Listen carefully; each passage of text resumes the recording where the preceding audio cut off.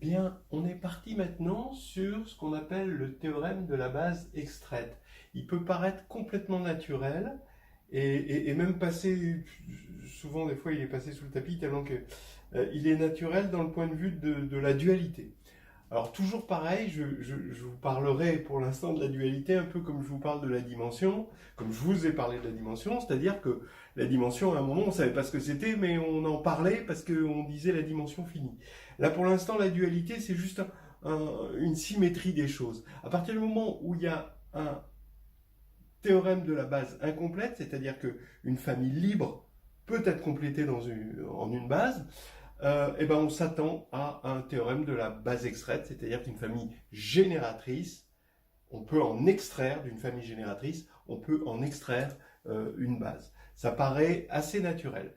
Quoique la symétrie ne soit pas tout à fait claire, c'est déjà ce qu'on avait vu, c'est que une famille génératrice, elle peut être infinie, et ça, quand même, ça crée une dissymétrie entre les deux. Mais tout de même, c'est une bonne idée hein, de mettre une étoile pour dualiser les choses. Et ces choses-là se préciseront au fur et à mesure du cours. Mais bon, pour l'instant, on n'en est pas là. Alors, le théorème de la base extraite, qu'est-ce qu'il va dire? Donc, il est quand même utile dans pas mal de situations. Soit E, un espace vectoriel de dimension finie, bon, voilà, et GI, I dans grand I, une famille génératrice de E, alors on peut extraire une base de E de cette famille-là. Voilà. Le problème, c'est que I peut être infini. Sinon, je vous l'aurais laissé en exercice. Regardez, maintenant, il faut pouvoir se ramener du cas I infini au cas I fini. Et après, ce sera assez facile. On a vu assez suffisamment de choses pour pouvoir le faire en exercice. Regardez, vous prenez E1, En, vous fixez E1, En une base de E, on sait maintenant que ça existe, d'accord? Alors, EJ, d'accord, pour tout J, peut s'écrire dans la famille génératrice des GI, et je vous rappelle que la combinaison linéaire, elle est toujours finie.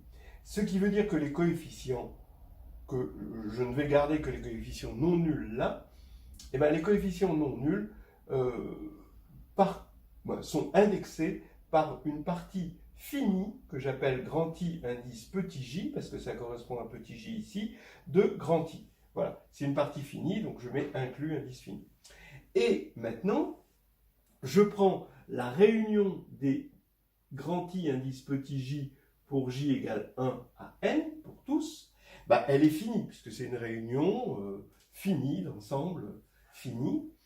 Et ben maintenant, si vous prenez un vecteur quelconque U de E, ben U va être combinaison linéaire des EJ, d'accord? Donc, combinaison linéaire hein, des GI, mais des GI dans cet ensemble-là qui est fini. Donc, maintenant, étant donné toujours pareil que la combinaison linéaire d'une combinaison linéaire est une combinaison linéaire, ça sert vraiment souvent, hein, d'accord? Donc, on va prendre GI juste avec I qui parcourt cette réunion des IJ finis, et ça va être encore générateur. D'accord? C'est une famille génératrice. Voilà. Maintenant, ben, on s'est ramené du cas infini au cas fini. Maintenant, quand GI est une famille génératrice finie de E, ben, c'est pas trop difficile. On peut le faire en exercice, soit de façon bon, ben, directe, on peut l'aborder de façon directe, en éliminant en quelque sorte, dès qu'on n'a pas une partie libre, c'est qu'on a une relation non triviale, et donc qu'on peut éliminer un élément, et après, il faut montrer que cette chose-là donc, converge, donc on élimine un élément, Et après, on regarde si on a une relation non triviale, etc. Et si on n'a plus de relation non triviale, c'est que c'est libre. Et c'est forcé de converger pour une question de dimension.